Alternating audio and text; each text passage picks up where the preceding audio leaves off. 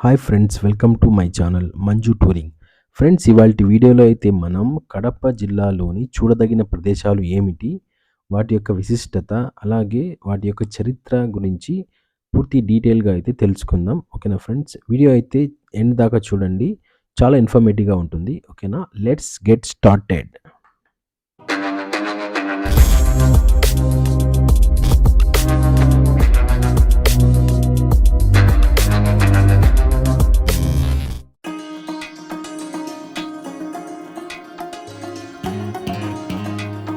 మేము మొదటగా వెళ్తున్న ప్లేస్ అయితే గండి వీరాంజనేయ క్షేత్రం. ఈ గండి వీరాంజనేయ క్షేత్రం కడప నగరానికి 55 కిలోమీటర్లు. అలాగే వేంపల్లి నుండి రాయచోటికి వెళ్లే మార్గంలో వేంపల్లి నుండి 8 కిలోమీటర్ల దూరంలో అయితే ఉంటుంది. ఓకే, రండి వెళ్దాం.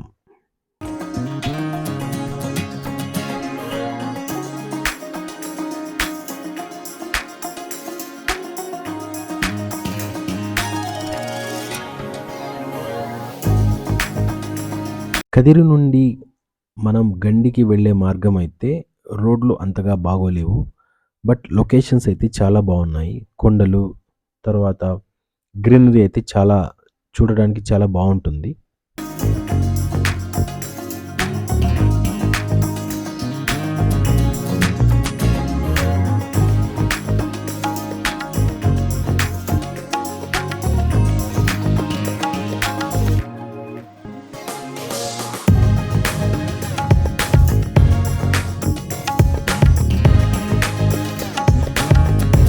ఇప్పుడు మనం చూడబోయే గండి క్షేత్రానికి గండి అనే పేరు ఎందుకు వచ్చింది అంటే, పాపాగ్ని నది ఇక్కడ శేషాచలం కొండను చీలుస్తుంది. కొండకు గండి కొట్టింది కాబట్టి ఈ ప్రాంతానికి గండి అనే పేరు వచ్చింది. ఇక్కడ వీరాంజనేయ క్షేత్రం ఉండడం వలన ఈ ప్రాంతాన్ని గండి వీరాంజనేయ క్షేత్రం అని పిలుస్తారు. పురాణాల ప్రకారం ఈ స్థల పురాణం ఏంటంటే, త్రేతాయుగంలో శ్రీరాముడు అరణ్యవాసం చేస్తున్న సమయంలో సీతాదేవిని రావణుడు అపహరిస్తాడు. రామలక్ష్మణులు సీతాన్వేషణలో దండకారణ్యం నుండి గండి క్షేత్రం మీదుగా రావడం జరుగుతుంది. అప్పటికే వాయుక్షేత్రంగా ప్రసిద్ధిగాంచిన గండి క్షేత్రంలో వాయుదేవుడు తపస్సు చేసుకుంటూ ఉంటాడు. అతడు రామలక్ష్మణులకు ఆహ్వానం పలికి తమ ఆతిథ్యం స్వీకరించమని వేడుకుంటాడు. రావణవధ అనంతరం తిరుగు ప్రయాణంలో నీ కోరిక తీరుస్తానని శ్రీరాముడు వాగ్దానం చేస్తాడు. రావణుని చంపిన తర్వాత శ్రీరాముడు అయోధ్యకి తిరిగి వస్తున్నప్పుడు ఆంజనేయుని తండ్రి వాయుదేవుడి గండిలోని 2 కొండలకు బంగారు తోరణం నిర్మించి శ్రీరామునికి స్వాగతం పలుకుతాడు. శ్రీరాముడు ఆ రాత్రికి అక్కడే విశ్రాంతి తీసుకుంటాడు. శ్రీరాముడు అక్కడి ప్రకృతి సౌందర్యానికి ముగ్ధుడై సీతాన్వేషణం మొదలుగా రావణాసురునిపై తన విజయానికి మూల కారణమైన వీరాంజనేయుణ్ణి తన బాణపు కొనతో కొండశిల మీద చిత్రించాడు. చిత్రం చివరి దశలో ఉన్నప్పుడు లక్ష్మణుడు కాలహరణం సంగతి గుర్తు చేయగా, ఆ తొందరలో శ్రీరాముడు ఆంజనేయుని చిత్రం ఎడమ చేతి చిటికెన వేలు విడదీయకుండా వెళ్ళిపోతాడు. ఆ చిత్రరూపమే శ్రీ వీరాంజనేయుని విగ్రహముగా విరాజిల్లుతోంది. ఈ విధంగా గండి క్షేత్రం ఏర్పడింది. నెక్స్ట్ మనం వెళ్తున్న ప్రదేశం గండికోట. ఈ గండికోట కడప జిల్లా జమ్మలమడుగు మండలంలోని గ్రామం. ఇది మండల కేంద్రమైన జమ్మలమడుగు నుండి పడమర దిశగా 14 కిలోమీటర్ల దూరంలో ఎర్రమల పర్వత శ్రేణిపై ఉంది. రండి వెళ్దాం.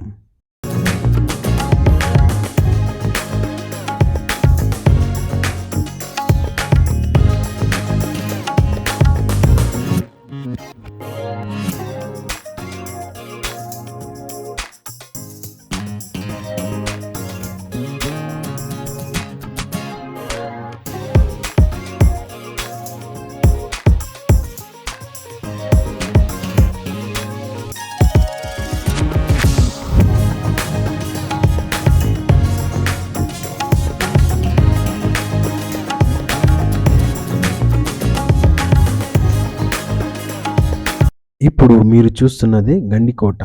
ఈ కోటకు గండికోట అనే పేరు ఎందుకు వచ్చింది అంటే, పెన్నా నది ప్రవాహం ఇక్కడి కొండల మధ్యలో లోతైన గండిని ఏర్పరచడం వల్ల ఈ కోటకు గండికోట అనే పేరు వచ్చింది.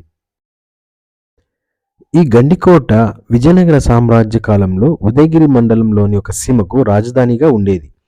16వ శతాబ్దం రెండవ అర్ధభాగంలో గండికోటను పెమ్మసాని కమ్మనాయకులు తిమ్మానాయుడు, రామలింగనాయుడు పాలించారు.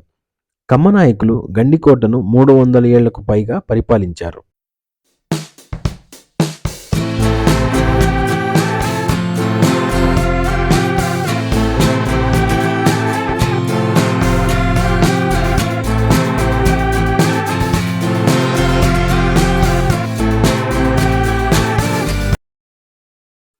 వృత్తాకారంలో ఉండే ఈ కోట చుట్టుకొలత దాదాపు 5 కిలోమీటర్లు ఉంటుంది. కోట ముఖద్వారానికి ఎత్తైన కొయ్య తలుపులు ఇనుప రేకుతో తాపడం చేసి ఉంటారు. తలుపులపై ఇనుపసూది మేకులు గమనించవచ్చు. కోట ప్రాకారం ఎర్రటి నున్నని శానపురాళ్లతో నిర్మించడం జరిగింది. కొండరాతిపై పునాదులు లేకుండా గోడలు నిర్మించారు. ఈ గోడలు 10 నుంచి 13 మీటర్ల ఎత్తు ఉంటాయి.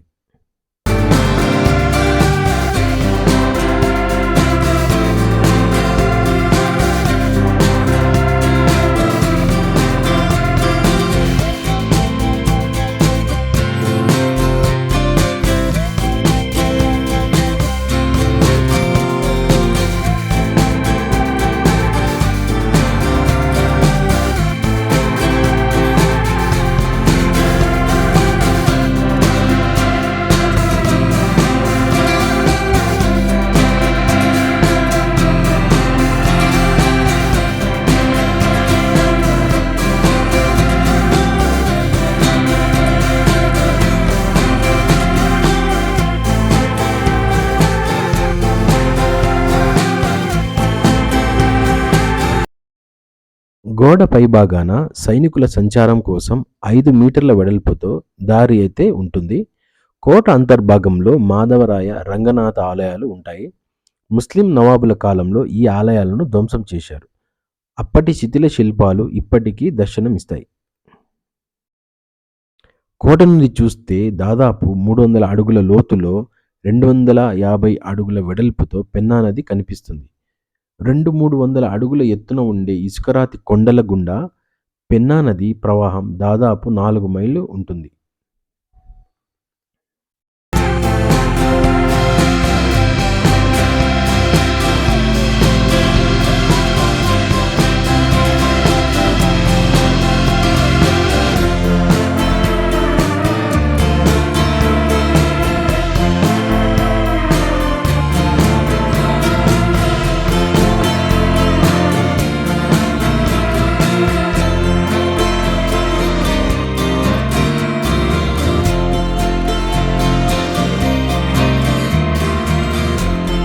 ఈ గండికోటను చూసిన తర్వాత ఇక్కడి నుంచి దాదాపు 2 కిలోమీటర్ల తర్వాత శ్రీ రామగిరి అభయాంజనేయ స్వామి దేవస్థానం ఉంటుంది.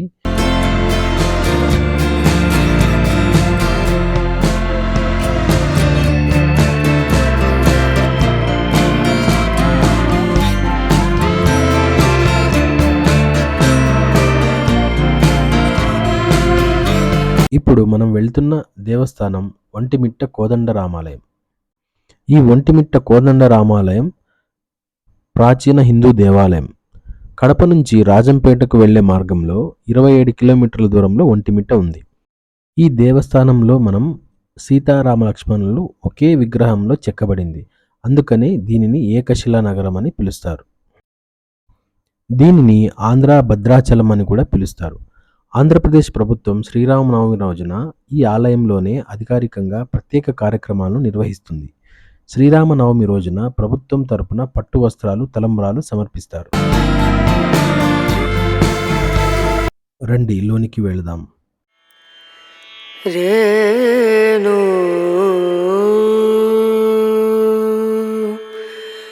రేనా రేనా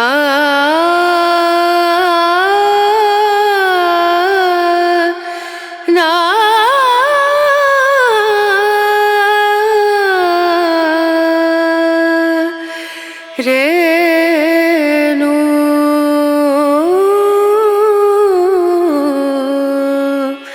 रे नो दीम दूम दर दीम दर दीम दूम दर दीम दर. ఇక్కడి మూలమూర్తులు కోదండరాముడు, సీతాదేవి, లక్ష్మణస్వామి.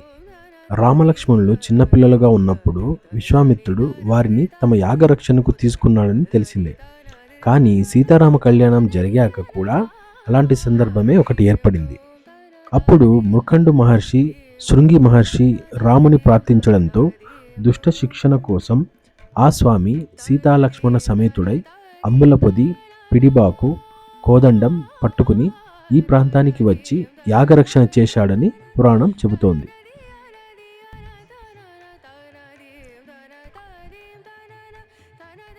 గోపుర నిర్మాణం చోళ శిల్ప సాంప్రదాయంలో అత్యద్భుతంగా ఉంటుంది. ఫ్రెంచ్ యాత్రికుడు ట్రావెర్నియర్ 16వ శతాబ్దంలో ఈ రామాలయాన్ని దర్శించి భారతదేశంలోనే పెద్ద గోపురాలలో ఈ రామాలయ గోపురం ఒకటిని కీర్తించాడు. ఆంధ్ర మహాభాగవతాన్ని రచించిన పోతన తాను ఏకశిలపురి వాసినని చెప్పుకున్నాడు. అంతేగాక తన భాగవతాన్ని ఈ కోదండరామునికి అంకితం కాయించాడు. ఈ ఆలయంలోని ప్రధాన విగ్రహం యొక్క ఒకే శిలలో రాముడు, సీత, లక్ష్మణుడు విగ్రహాలు చెక్కబడ్డాయి. దేవాలయాల్లోని మూల విగ్రహాలలో రాముని విగ్రహం పక్కన హనుమంతుడి విగ్రహం లేని రామాలయం భారతదేశంలో ఇదొక్కటే. శ్రీ రామ హనుమంతుల కలయికకు ముందే ఒంటిమిట్టలో సీతారామ లక్ష్మణుల ఏకశిలా విగ్రహం స్థాపించినట్లు కథనం చెబుతోంది.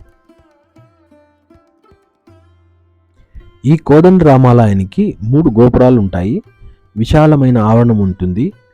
ఆలయ ముఖద్వారం ఎత్తు సుమారు 160 అడుగులుంటుంది. 32 శిలా స్తంభాలతో రంగమంటపం నిర్మించబడింది.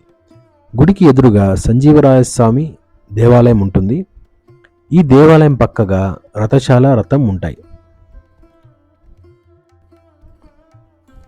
ప్రతి సంవత్సరం చైత్ర శుద్ధ నవమి నుండి బహుళ విద్య దాకా బ్రహ్మోత్సవాలు జరుగుతాయి. చతుర్దశి నాడు కళ్యాణం, పౌర్ణమి నాడు రథోత్సవం ఉంటాయి. నవమి నాడు పోతన జయంతి నిర్వహిస్తారు.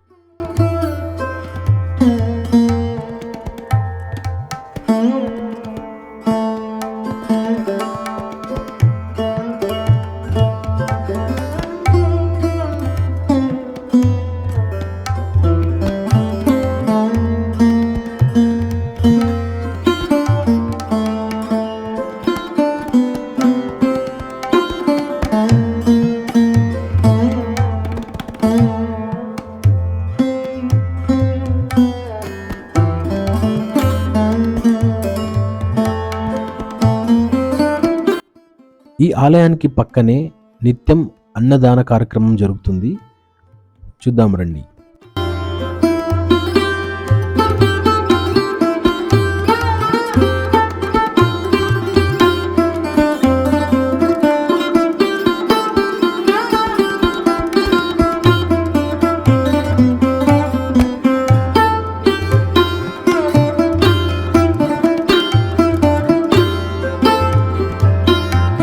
ఇక్కడ మాకైతే అన్నం, పప్పు, రసం, వడియాలు మరియు మజ్జిగ ఇవ్వడం జరిగింది.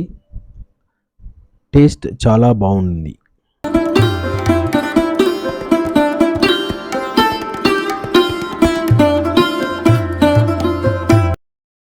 ఇప్పుడు మనం వెళ్తున్న ప్రదేశం ఏంటంటే సిద్ధవటం కోట.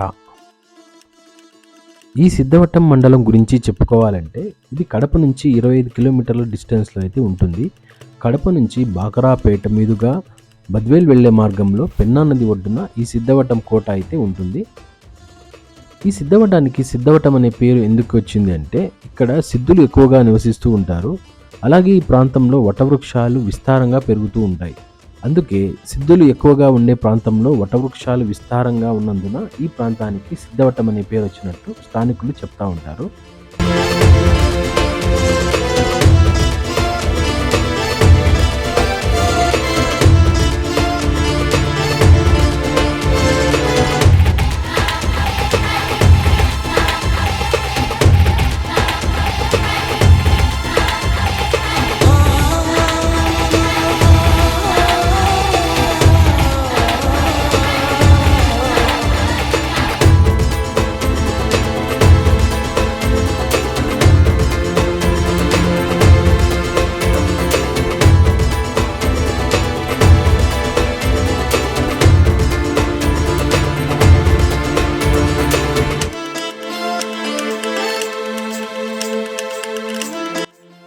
ఈ సిద్ధవటం కోటకి దక్షిణం వైపు పెన్నా నది, మిగిలిన 3 వైపులా శత్రువులు ప్రవేశించేందుకు వీలు కాని రీతిలో ఈ కోటని నిర్మించడం అయితే జరిగింది.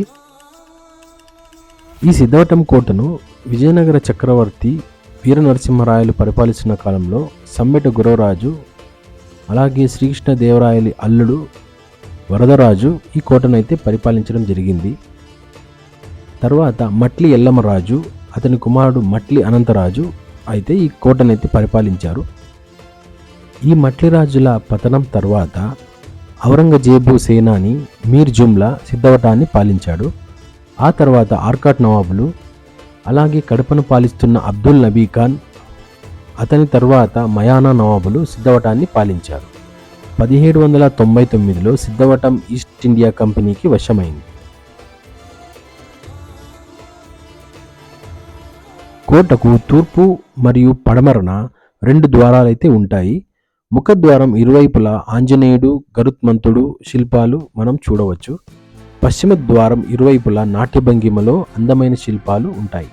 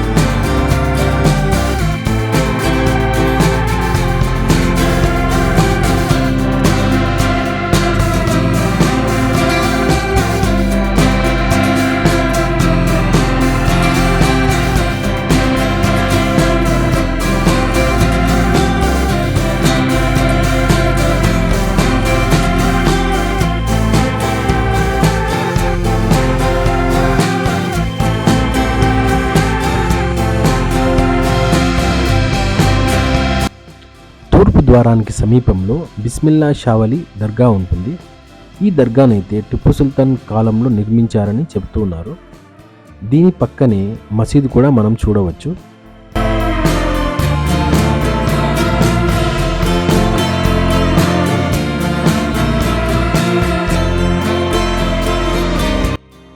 మసీదుకు తూర్పుగా కోటగోడలో నుంచి సొరంగ మార్గాన్ని ఏట్లోకి నిర్మించారు. చక్రయంత్రం ద్వారా ఏట్లో నీటిని మసీదుకు తొట్టిలోకి తోడేవారు.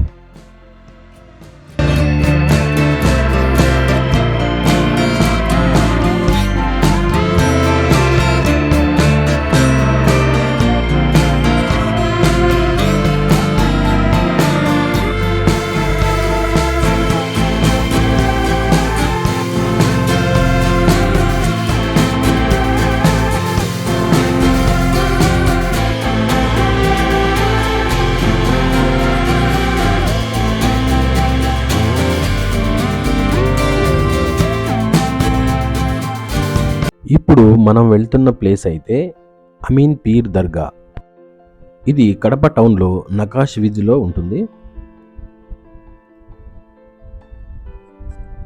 ఈ దర్గాని పెద్ద దర్గా కూడా అని అంటారు. దీని విస్తీర్ణం సుమారు 2 ఎకరాలు ఉంటుంది. ఈ దర్గా ప్రశాంత వాతావరణంలో ఖర్జూరం వంటి చెట్లతో నిండి అందమైన ఆహ్లాదకరమైన వాతావరణాన్ని నిండి ఉంటుంది. ఈ దర్గా యొక్క చరిత్ర చెప్పాలంటే 16వ శతాబ్దంలో కర్ణాటక రాష్ట్రంలోని బీదర్ నుంచి వచ్చిన మొదటి సూఫీ గురువు హజరత్ ఖ్వాజా సయ్యదా పీరుల్లా మహమ్మదుల్ హుసేని చిఫ్తిఫుల్ ఖాద్రీ నాయబ్ ఏ రసూల్ గారు 17వ శతాబ్దంలో కడపకి వచ్చి ఇక్కడే జీవసమాధి అయ్యారు. ఆ తర్వాత ఆయన శిష్యుడు నేక్ నామ్ ఖాన్ గురువుపై ఉన్న గౌరవంతో ఈ ప్రాంతంలో సమాధిని నిర్మించాడు. ఆనాడు ఆయన నిర్మించిన జీవ సమాధియే నేడు పెద్ద దర్గాగా చెప్తూ ఉన్నారు. ఈ పెద్ద దర్గాలో మొదటి సూఫీ గురువు సంతతికి చెందిన వారు వారసత్వంగా పీఠాధిపత్యం వహిస్తూ ఉంటారు. ఈ దర్గాలో ఉన్నటువంటి నమ్మకం ఏంటంటే, మనం ఏదైతే కోరిక కోరుకొని ఇక్కడ దేవుడికి మనం చెప్పుకుంటే ఆ కోరికలు ఖచ్చితంగా నెరవేరుతాయని ఇక్కడి ప్రజల విశ్వాసం. ఈ దర్గాను కేవలం ఆంధ్రప్రదేశ్ నుంచే కాకుండా ఇతర రాష్ట్రాల నుంచి మరియు ఇతర దేశాల నుంచి అయితే వచ్చి దర్శించుకుంటూ ఉంటారు. అలాగే మన దేశంలోని ప్రముఖమైన రాజకీయ నాయకులు, సినీ నటులు అయితే దీన్ని దర్శించుకోవడం జరిగింది.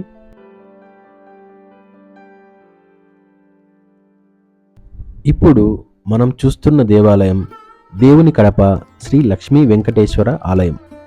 ఇది చాలా చరిత్ర కలిగిన దేవాలయం. ఈ దేవాలయం కడప నగరం దేవుని కడప అనే ప్రాంతంలో ఉంటుంది.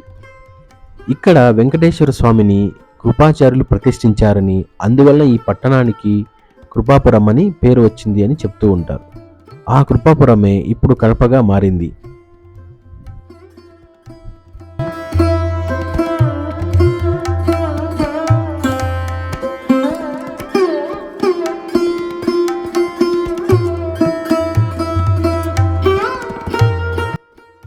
దేవుని కడప క్షేత్రం తిరుమలకు తొలి గడపగా ప్రసిద్ధిగాంచింది.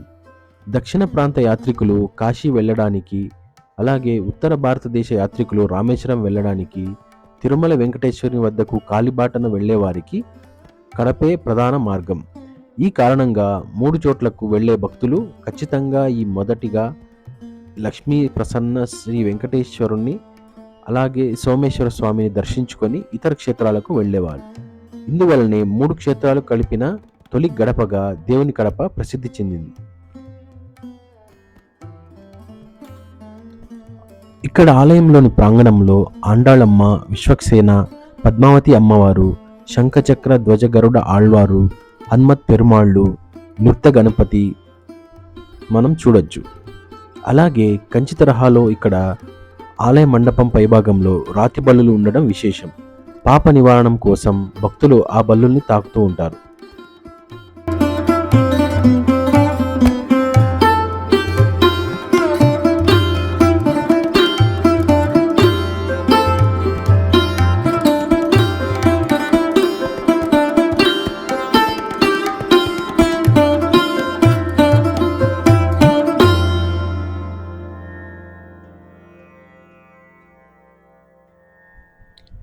ఏడుకొండల వెంకటేశ్వరుని స్వామికి ప్రతిబింబంలా కనిపించే ఈ స్వామి దేవుని గడపలో వెలిసిన శ్రీ లక్ష్మీ ప్రసన్న వెంకటేశ్వరుడు.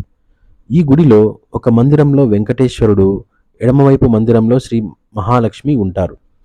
మాఘశుద్ధ పాడ్యమి నుండి సప్తమి వరకు బ్రహ్మోత్సవాలు జరుగుతూ ఉంటాయి. సప్తమి రోజున రథోత్సవం కూడా జరుగుతూ ఉంటుంది.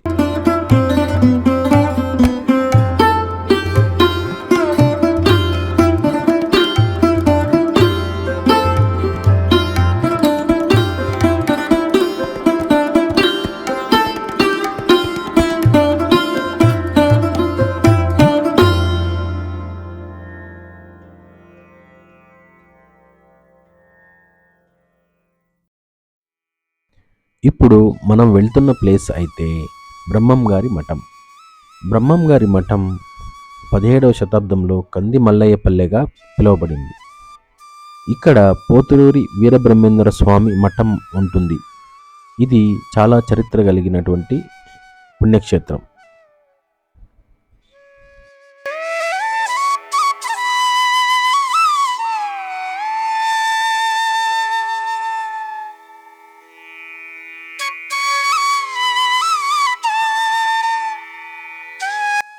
ఇక్కడ మొదటగా మనకు కనిపించే మఠం శ్రీ ఈశ్వరమ్మ గారి మఠం. శ్రీ ఈశ్వరమ్మ గారు బ్రహ్మం గారి మనోరాలు, అంటే తన 2వ కుమారుడైన గోవిందయ్య కుమార్తె. ఈమె పుట్టుకతోనే బ్రహ్మజ్ఞానిగా పిలువబడింది. అలాగే ఇక్కడ నవరత్న మండపం కూడా చూడవచ్చు.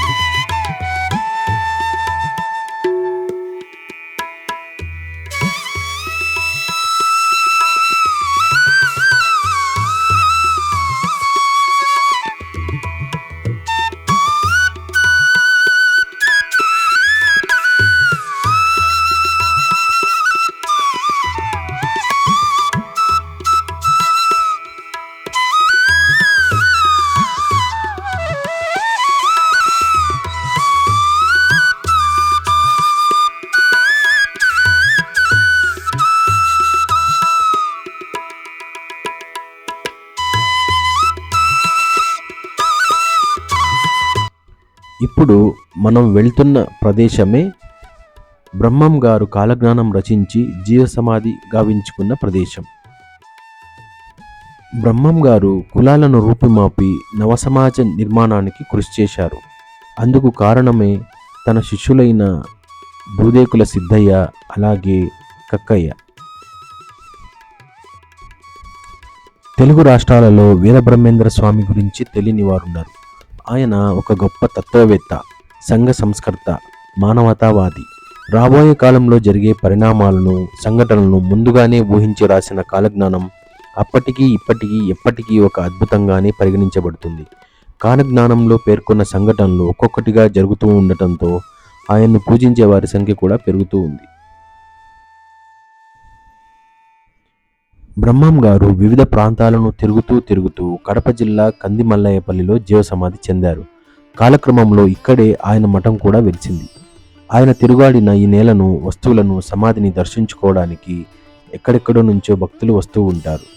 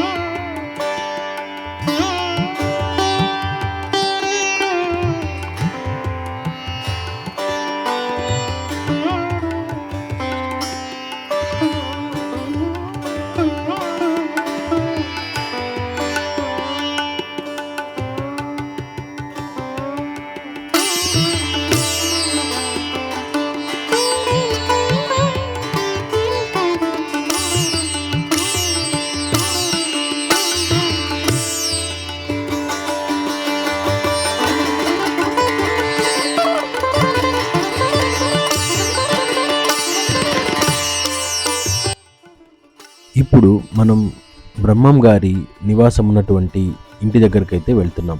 రండి వెళ్దాం. స్వామివారి నివాసం మఠానికి ఎదురుగా 1 కిలోమీటర్ దూరంలో అయితే ఉంటుంది.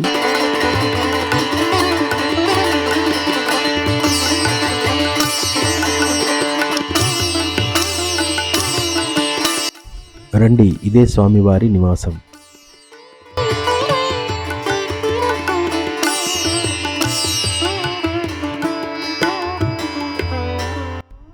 ఇంతకు ముందు తలుపులు తెరిచే ఉండేవి, కానీ ఇప్పుడు తలుపులు క్లోజ్ చేయడం జరిగింది.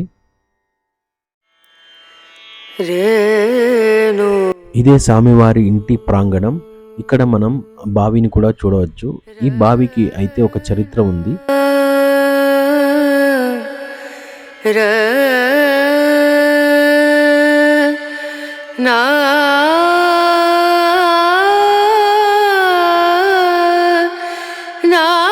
ఈ బావి యొక్క చరిత్ర ఏంటంటే, స్వామివారు కులాలకు అతీతంగా జీవించడంతో ఇక్కడి స్థానికులు బ్రహ్మం గారిని వెలివేశారు. నీరు కానీ నిప్పు కానీ ఇవ్వలేదు. తన నీటి అవసరాలు తీర్చుకోవడానికి స్వామి రాత్రికి రాత్రే తన నివాసంలో జింక కొమ్ముతో బావి తవ్వుకున్నాడని స్థానికులు చెప్తూ ఉంటారు.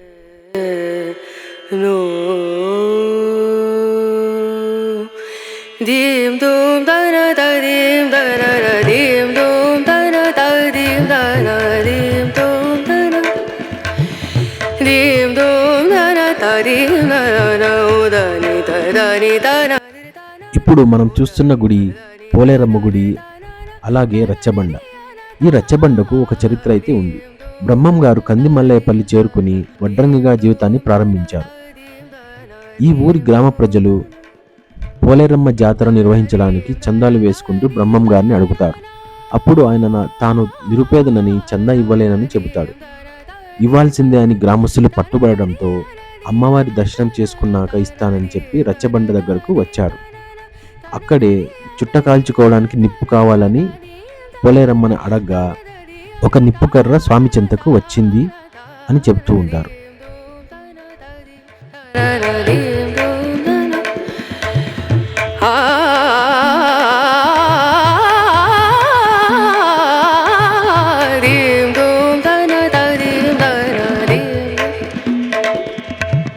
సరి గమ గరి గమ పదని సరి దని దని సరి దని సరి గరి సని సని దని సని ద మ గరి దని రే స దీం దూం తన తది దీం దూం తన దీం దూం తన దీం దూం తా. ఇప్పుడు మనం వెళ్తున్న మఠం కక్కయ్య గారి మఠం. రండి లోనికి వెళ్దాం. ఈ కక్కయ్య మఠం బస్టాండ్ నుంచి 1/2 కిలోమీటర్ దూరంలో ఉంటుంది. అలాగే ఇక్కడి నుంచి మరో 1/2 కిలోమీటర్ వెళ్తే మనకు పోలేరమ్మ దేవస్థానం చేరుకోవచ్చు. నా నా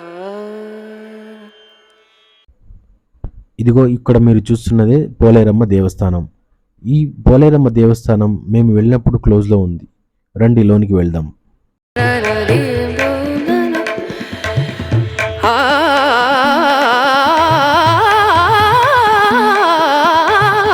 దీం దూం తన తదీం తన దీం సరి గమ మ గరి గమ పదని సని దని దని ద సని దని సరి గరి సని రే సని దని సని ద మ గరి దని రే స దీం దూం తన తది దీం దూం తన. ఇంతటితో ఈ వ్లాగ్ పూర్తయింది. ఈ వీడియో కనుక మీకు నచ్చినట్లయితే లైక్ చేయండి, షేర్ చేయండి, అలాగే మా ఛానల్ని సబ్స్క్రైబ్ చేయండి.